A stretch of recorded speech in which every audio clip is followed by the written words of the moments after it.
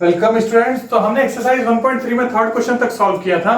तो अब हम फोर्थ क्वेश्चन को सॉल्व करते हैं। तो देखो फोर्थ क्वेश्चन में क्या कह रहा है, दो सम दिया हुआ, दो रेशनल नंबर का सम है और उसके साथ फिर प्रोडक्ट निकालना है, उस सम का प्रोडक्ट निकालना है।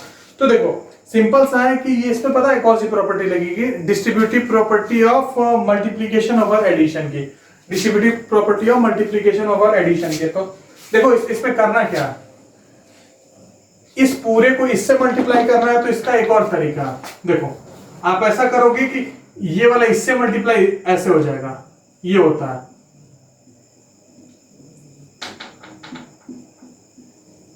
Plus 2/3 into 1/2 distributive property of multiplication. तो मल्टीप्लीकेशन जो है वो डिस्ट्रीब्यूट हो गया है एडिशन के ऊपर, ठीक है। तो देखो 2/7, जब इस पूरे को 1/2 को इससे मल्टीप्लाई करोगे तो 1/2 इससे भी मल्टीप्लाई होगा। देखो 2/7 इंटू 1/2 प्लस यहाँ पे है 2/3 इंटू 1/2, ठीक है ना। आपको पता है ये 2 से 2 कैंसिल हो जाएगा, 2 से 2 कैंसिल हो जाएगा, यहाँ क्या बचा 1/7। अरे आपको पता है ना कि ये ऊपर यहाँ पे जब कैंसिल हो गया तो यहाँ 1 बचा है, 1 इंटू 1 कितना होता है 1, 7 इंटू 1 कितना हो जाएगा 7, प्लस ये 2 से 2 कैंसिल हो गया तो यहाँ क्या बचा 1 इंटू 1 1/3। जब इसका एलसीएम निकालोगे तो एलसीएम आपका आएगा इसका 21 आएगा, ठीक है ना। तो यहाँ आएगा 3 और यहाँ आएगा 7, तो ये हो जाएगा 10/21 जो कि आपका आंसर हो जाएगा, ठीक है ना। सिंपल क्वेश्चन है। अब आप थर्ड क्वेश्चन में आपको मैं आपको सेकंड क्वेश्चन बताता हूँ, ठीक है ना। सेकंड क्वेश्चन आपको मैं बता दे रहा हूँ, फिर थर्ड आप खुद से करना। तो सेकंड क्वेश्चन क्या कह रहा है, -5/14 इंटू 14 और 3 प्लस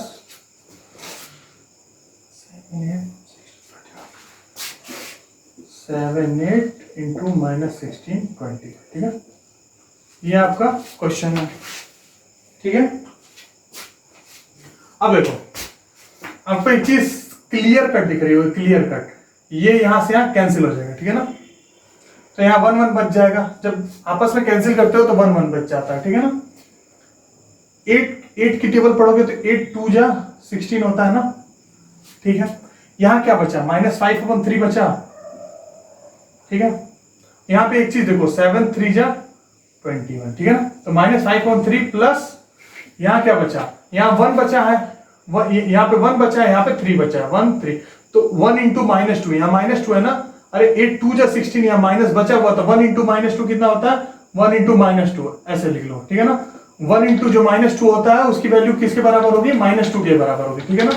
तो यहां हो जाएगा -2 और यहां क्या हो जाएगा, नीचे आपका 3 हो जाएगा, ठीक है ना। आप एक चीज देखो -5/3 प्लस माइनस मिलके क्या बनता है, माइनस बनता है, तो ये हो जाएगा -2/3। एलसीएम आपका सेम है, एलसीएम आपका सेम है, तो -5 और -2 क्या हो जाएगा -7/3। बहुत ही सिंपल क्वेश्चन है, ठीक है ना। तो एक्सरसाइज 1.3 आपको मैंने फोर्थ क्वेश्चन बता दिया है। अब मैं आगे इसके फिफ्थ क्वेश्चन को डिस्कस करूंगा। सिंपल है, अगर आपको डाउट होगा तो व्हाट्सएप पे पूछ लेना।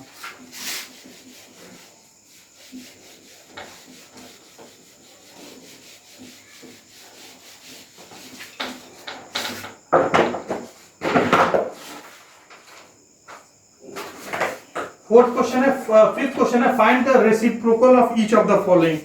फिफ्थ वाले में क्या करना है कि आपको रेसिप्रोकल निकालना है, ठीक है ना। क्वेश्चन दिए हुए उसका रेसिप्रोकल निकालना है, ठीक है ना। तो जो आपका पहला क्वेश्चन है, पहले में आपका लिखा हुआ है 3/8, 3/8 का रेसिप्रोकल निकालना है।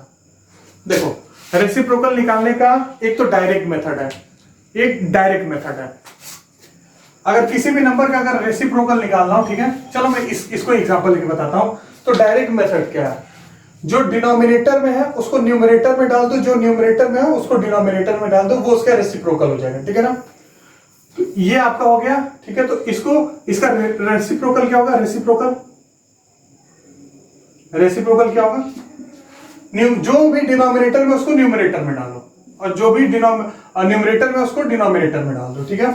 अगर ये सपोज दैट -3/8 होता, सपोज दैट -3/8 होता, तो माइनस को ऐसे ही छोड़ दो, माइनस को कोई दिक्कत नहीं है, ठीक है ना। माइनस न्यूमरेटर में ही हमेशा रखो, ठीक है ना। तो ये माइनस को ऐसे ही छोड़ दो, बस जो न्यूमरेटर में वैल्यू है उसको डिनोमिनेटर में डाल दो, जो डिनोमिनेटर में वैल्यू है उसको न्यूमरेटर में डाल दो, ठीक है।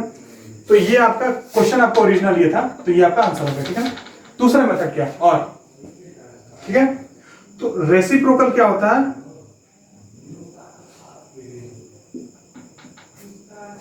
वन अपॉन ये जो वैल्यू है ना वही रेसिप्रोकल होता है।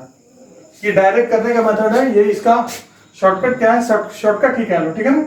वन अपॉन समथिंग, ये कोई नंबर n है, कोई भी नंबर n है, अगर नंबर n है तो रेसिप्रोकल उसका क्या होगा, रेसिप्रोकल क्या होगा, वन अपॉन n, ठीक है ना।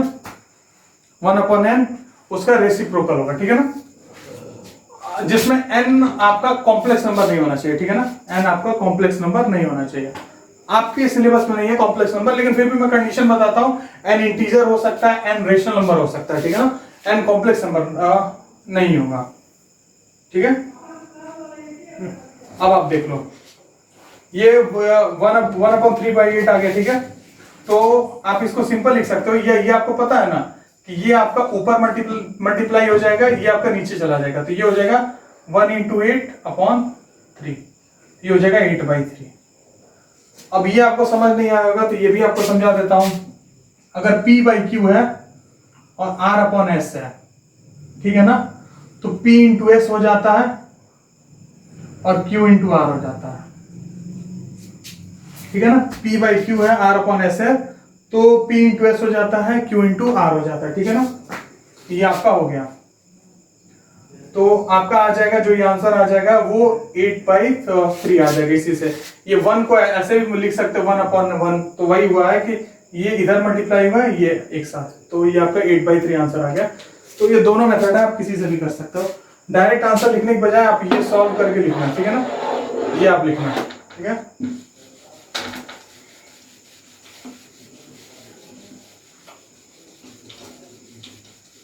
कॉम्प्लेक्स नंबर में भी आप रेसिप्रोकल निकालते हो, पर अभी आपको वो जानना नहीं है, ठीक है ना।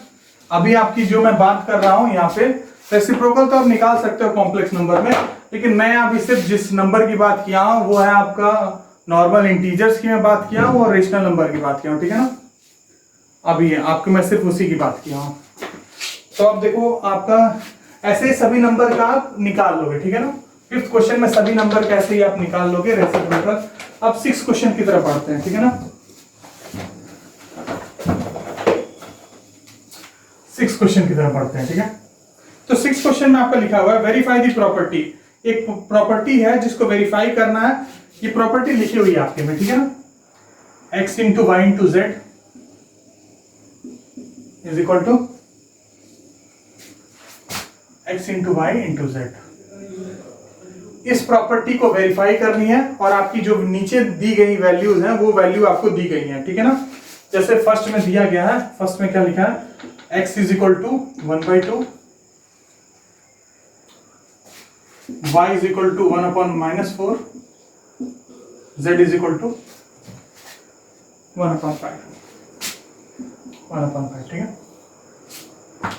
x = 1/2, y = 1/-4, z = 1/5, ठीक है ना। ये आपका क्वेश्चन में दिया गया, आपको इस प्रॉपर्टी को वेरीफाई करनी है, तो ये वेरीफाई हो जाएगा। देखो सिंपल से प्रॉपर्टी क्या कहता है, एसोसिएटिव लॉ ऑफ मल्टीप्लिकेशन है, एसोसिएटिव लॉ ऑफ मल्टीप्लिकेशन है, तो ये डायरेक्ट हो जाएगा, इसमें सोचने वाली कोई बात नहीं है। लेकिन ठीक है, आप इस पे वेरीफाई करनी है तो आप कर सकते हो ऐसे। एलएचएस ले लो, एलएचएस लेफ्ट हैंड साइड लेना है, तो लेफ्ट हैंड साइड क्या लिखा है, x × y × z, x × y × z, ठीक है। x क्या है, 1/2 × y क्या है, 1/-4 लिखो या -1/4 लिखो, कोई इश्यू नहीं है। ये माइनस न्यूमरेटर में लिखो, डिनोमिनेटर में लिखो, कोई इश्यू नहीं है, ठीक है। 1/5, 1/2 आपस में मल्टीप्लाई करोगे, ये हो जाएगा -1/5 4 × 20, मल्टीप्लाई करोगे तो -1/40, ठीक है।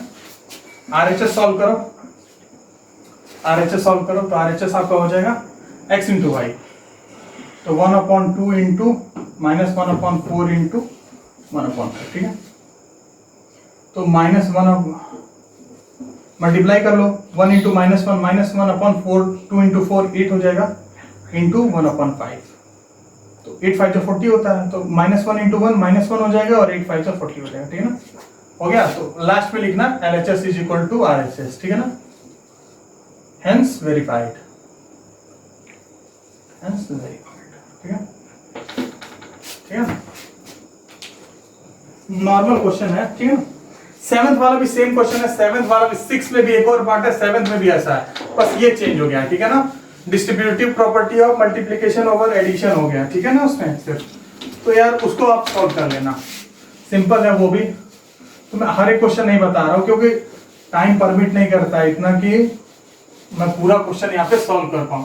हाँ, अगर आपको दिक्कत होगी तो आप मेरे को व्हाट्सएप कर सकते हो।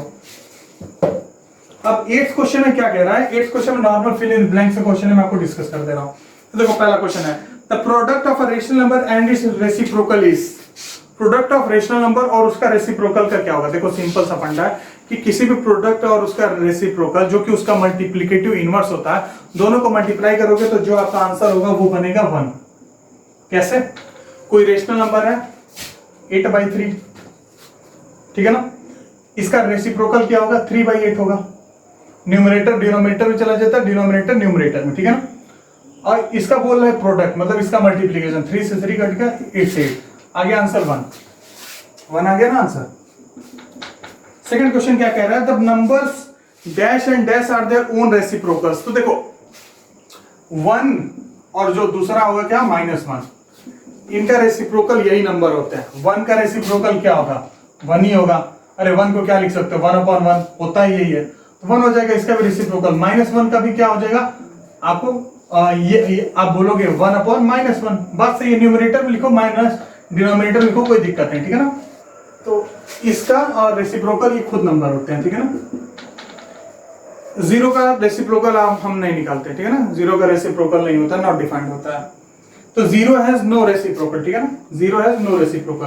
देखो 0 का रेसिप्रोकल क्या होगा 1/0, जो कि नॉट डिफाइंड है, अनडिफाइंड, ठीक है ना। तो 0 का रेसिप्रोकल नहीं होता है। ये आगे चलोगे तो आपको लिमिट वगैरह के जब क्वेश्चन आएंगे, जब 11th में आप लिमिट सॉल्व करोगे 11th में, ठीक है ना, लिमिट के IIT वगैरह में अच्छे क्वेश्चन आते हैं। तो इसमें तो अच्छे क्वेश्चन उतना नहीं बनते हैं, लेकिन ठीक है, ये आपका अच्छा टॉपिक है। 4th सॉल्व करते हैं, the multiplication of 1/a into 0। Question में लिखा है 1/a को अगर 0 से मल्टीप्लाई करें, जहां पे कंडीशन क्या दी हुई है, ये बहुत सारे टीचर छोड़ देते हैं, ठीक है, कि 1 किसी भी नंबर को 0 से मल्टीप्लाई करोगे तो 0 ही होगा। 1/a में एक कंडीशन दी है, a नॉट इक्वल टू 0। गौर करना इस कंडीशन पे, a 0 नहीं होना चाहिए, ठीक है ना। तब अगर तुम बोल रहे हो कि 1/0 को अगर हम 0 से मल्टीप्लाई करें तो क्या ये 0 होगा, नहीं होगा, ठीक है ना, 0 नहीं होगा। 0/0 का फॉर्म बन जाएगा, ठीक है ना। 0/0 का फॉर्म 11th में आप लोग पढ़ोगे, ठीक है, अभी उसके बारे में नहीं बताता हूं। तो इस वजह से कंडीशन याद रखना कि 1 किसी भी नंबर को 0 से मल्टीप्लाई करोगे 0 बनेगा। कंडीशन ये है कि वो क्या कहते हैं, उसके डिनोमिनेटर में 0 नहीं होना चाहिए। तो इसका आंसर क्या आएगा 0। कंडीशन ध्यान में रखना, a should not be equal to 0। 5th question,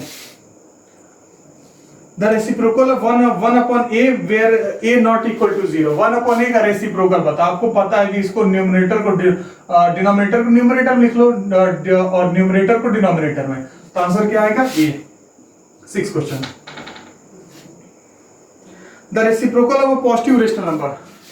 positive rational number होगा, अरे 3/8 का 8/3 का रेसिप्रोकल क्या है 3/8 है। पॉजिटिव रेशनल नंबर का रेसिप्रोकल ऑलवेज पॉजिटिव होगा, ठीक है ना, नेगेटिव नहीं होगा। और सेम यही बात, अगर कोई नेगेटिव रेशनल नंबर है तो उसका रेसिप्रोकल नेगेटिव होगा।